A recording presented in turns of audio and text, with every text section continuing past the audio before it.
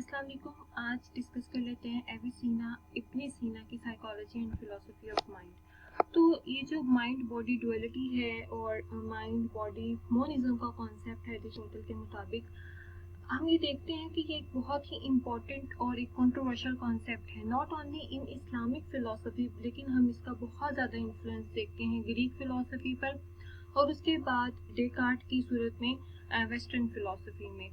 ये टॉपिक कि हमारा जो बॉडी है और माइंड है, क्या वो अलग अलग एंटिटीज़ हैं या वो एक ही एंटिटी है।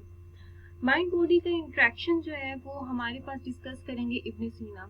इब्न सीना को आप सब जानते हैं कि he was an expert physicist and proficient physician and he had proficiency in medicine and surgery. Ibn Sina की जो फिलोसफी ऑफ माइंड है, it is the combination of his metaphysics and psychology. Metaphysics इस लिहाज से है क्योंकि it deals with theological questions कि क्या आपके पास जो सोल है या जो आपका माइंड है, जो आपकी सेल्फ है, क्या वो पैरिश कर जाती है या सरवाइव करती है the death of the body. और साइकोलॉजिकल क्वेश्चन इस वजह से है कि that there is a certain relationship between mind and body. Ibn Sina ये डिस्कस करेंगे कि वो रिलेशनशिप कैसे वर्कआउट करता है। So Ibn Sina, the multi-talented and prodigiously productive philosopher whose work had the greatest impact रहा इनका among the later Muslim thinkers and unequivocally posited as an independent, self-conscious, substantial and immortal soul, and which with it asserted its immortality. अब इब्न सीना बिल्कुल एक अलग approach रखते हैं Aristotle से। एरिस्टोटल ये कहता है कि मैटर और फॉर्म एक सब्सटेंस का बुनियादी हिस्सा है।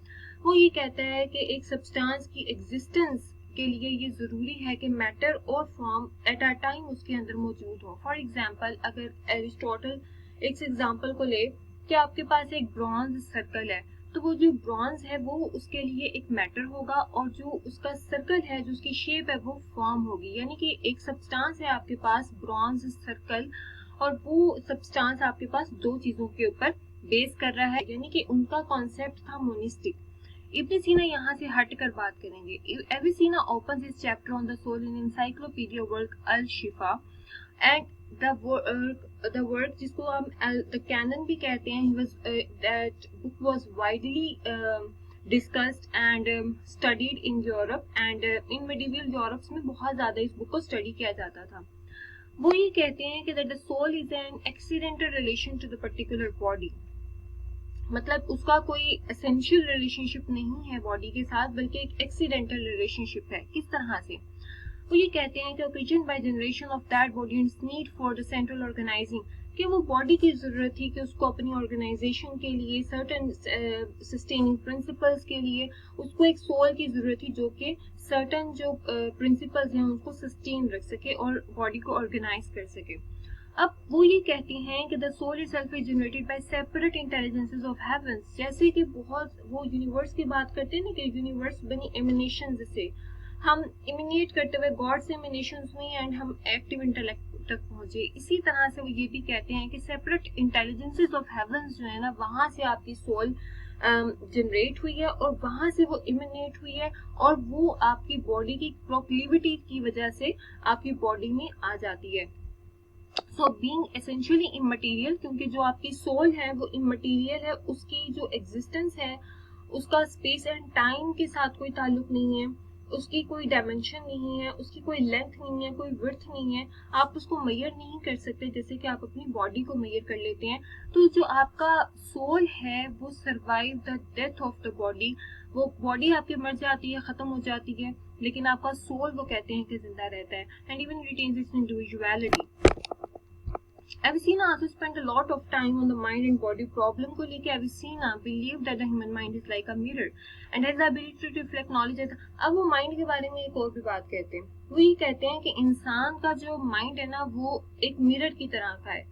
उसकी बॉडी किस तरह से फंक्शन करेगी, उसका माइंड कंट्रोल कर रहा होता है बॉडी को। फॉर एग्जाम्पल, वो ये कहते हैं कि that the more we think the clearer and more polished our mirror gets, so directing oneself towards the acquisition of true knowledge। ठीक है, इसका मतलब ये है कि अगर आप अपने माइंड को अगर आप किसी डिसऑर्डर का शिकार हैं लेकिन आप अपने माइंड को इतना ज़्यादा स्ट्रॉन्ग कर लेते हैं कि that you will some day you will cure, तो आप देखेंगे कि आपके जिस्मानी तौर पे भी बेहतरी आएगी, ठीक है। तो वो इस लिहाज से कहते हैं कि that the body is in control of mind. The second level of control as the body is through the influencing emotions, आपकी कंट्रोल आप कर सकती हैं और आपकी विल को भी। So he argues philosophically that some of the mind's properties and functions cannot explain their matter and brain areas, क्योंकि जो मैटर है वो भी एक फिजिकलिटी रखता है, जो ब्रेन है आपको पता है कि वो नजर आ रहा है, so it has its own dimension, there is its own neurons and nerve systems वगैरह।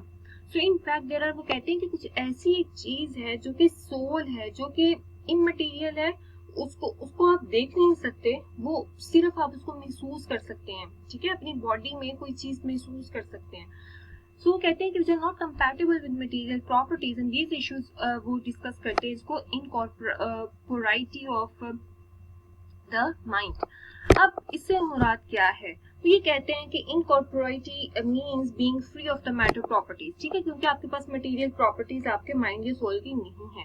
तो ये कहते हैं when an object is considered to be material, तो इसका मतलब है कि उसकी कोई मटेरियल प्रॉपर्टीज नहीं है, और इसका मतलब ये है कि वो एसेंशियली तौर पे या अपने एसेंस में वो मैटर के ऊपर डिपेंड नहीं करता, ठीक है। And its non physicality means its non sensibility non empirically and इमटेरियली।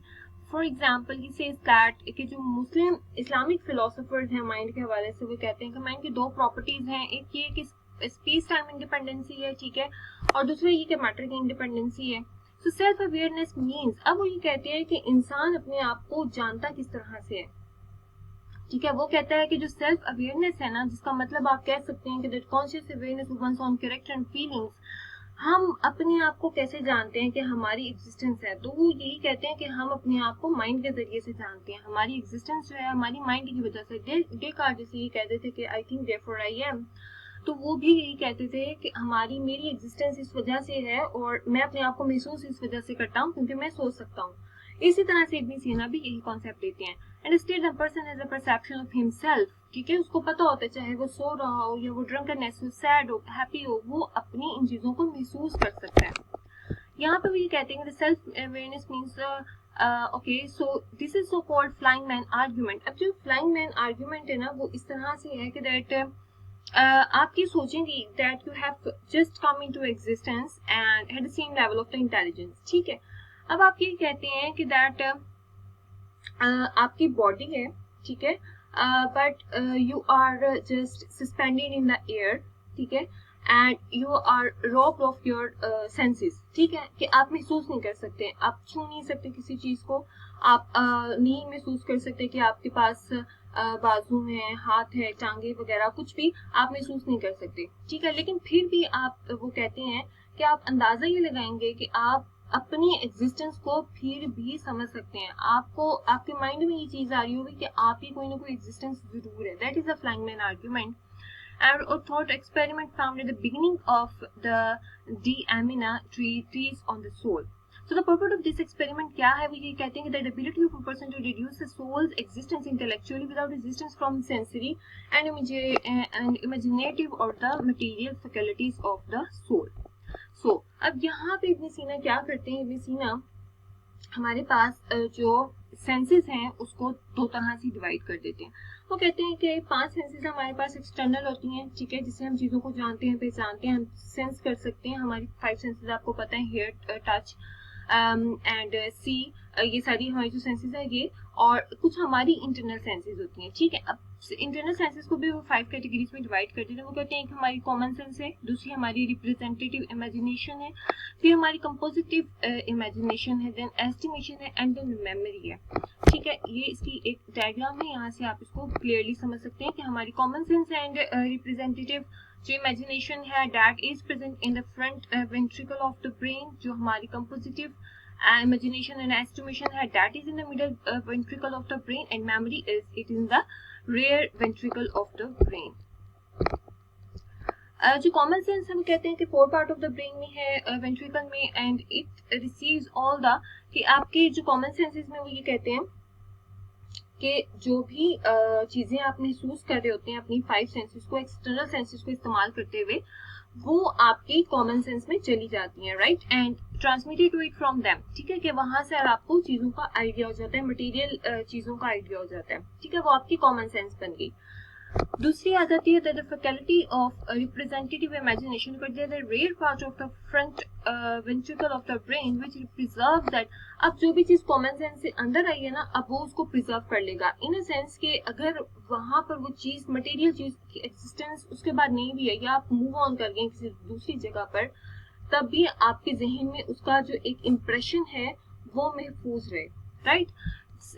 फिर थर्ड नंबर पे आ जाती है the faculty which is called the compositive imagination in relation to, अगर हम एनिमल सोल के लिहाज से कहें, और रैशनल इमेजिनेशन अगर हम ह्यूमन सोल के हवाले से बात करें। सो द मिडिल वेंट्रिकल में होती है and the function to combine certain things with others in faculty of representative imagination and to separate, के जो भी आपके पास चीजें होती है ना, वो यहाँ पे सॉर्ट आउट कर दी जाती हैं, ठीक है, कि जो भी एक दूसरे के साथ मिलती जुलती चीजें हैं वो दिमाग उनको, माइंड उनको एक खाने में रख देता है, और जो भी सेपरेट चीजें होती हैं एक दूसरे से डिस्टिंक्ट होती हैं, माइंड उनको दूसरे खाने में रख देता है, ठीक है। तो इसी तरह से आपकी ये एक तरह की आपकी एक्सपीरियंशियल लर्निंग है, जैसे कि ह्यूम बात करते हैं एक्सपीरियंशियल लर्निंग के हवाले से। फिर आ जाता है estimative faculty and which perceives the non-sensible mania that exists in individual sensible objects। अब ये जो बात है ना, ये है कि एस्टिमेटिव फैकल्टी के मुताबिक आपका जो ब्रेन है, जो माइंड है आपका, जो आपकी सेल्फ है, उसकी ये कैपेबिलिटी है कि वो हर तरह के डेंजर को भांप लेता है, ठीक है। आपका जो एस्टिमेटिव फैकल्टी है ब्रेन की, आपके जो माइंड की, ये है कि आपको स्नेक से बचना है, ठीक है, आपको रेप्टाइल्स से बचना है, क्योंकि दे माइट हर्ट यू, ठीक है, और बहुत सारी ऐसी चीजें जो कि आपके लिए फायदेमंद होती हैं, आप उनकी तरफ जाते हैं। So that is a part where the estimative faculty works. फिर आपके पास आ जाती है वो हिस्सा जो कि रिटेंटिव एंड रिकलेक्टिव फैकल्टी है, यानी कि वो हिस्सा जो कि आपकी मेमोरी बन जाता है, चीजों को स्टोर कर लेते हैं आपके जहन में, ताकि आप कभी भी उससे काम ले सकते हैं। So which is routine has that what the estimative faculty perceives of non-sensible mania existing in the, कि वो सारी की सारी चीजें जो भी इंसान की भलाई के लिए होती हैं, जो भी हमें अपनी भलाई के लिए लगती हैं, वो सारी की सारी उसको स्टोर कर लेता है, बाकी सारी चीजों को वो वहां से निकाल देता है।